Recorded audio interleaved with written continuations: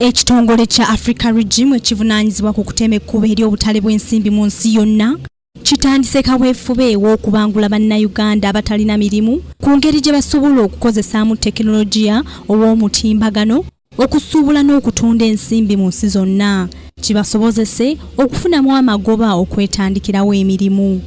Okusinziira ku Ezra Musinguzi yakulira ekitongole kya Africa Regime, Uganda y'emu ku nsi eziddiridde ennyo emabega mu kukozesa enkola eno olw'obufere obujjudde mu ggwanga ng'abantu bazze babbibwa mu ngeri etali nnambulukufu olw'obutaba na kusomesebwa kumala mu kukozesa enkola eno. Yeno ngeno gye tuzze ku TV okusomesa abantu nga tuyita mu mikutu egy'amawulire n'ebitongole ebirala nga amawulire nga banka nga microfinance institutions wonna tujja tuuka nga tuyigiriza abantu.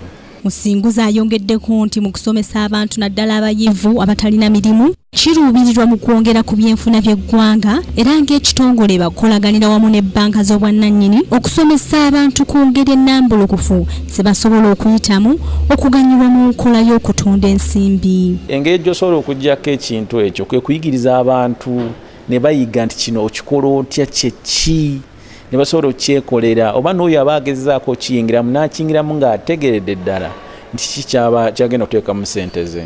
Obuse butaano obwa $, bwe busoloozebwa ng'amagoba okwetooloola ensi yonna era nga mu mawanga g'omu buvanjuba bwa Africa, Rwanda eweza abasuubuzi 5,000, Kenya 15,000 nga Uganda erina omuwendo gw'abasuubuzi 25,000. Kingdom TV, Nakalema Grace, amalindirire. This is Kingdom TV.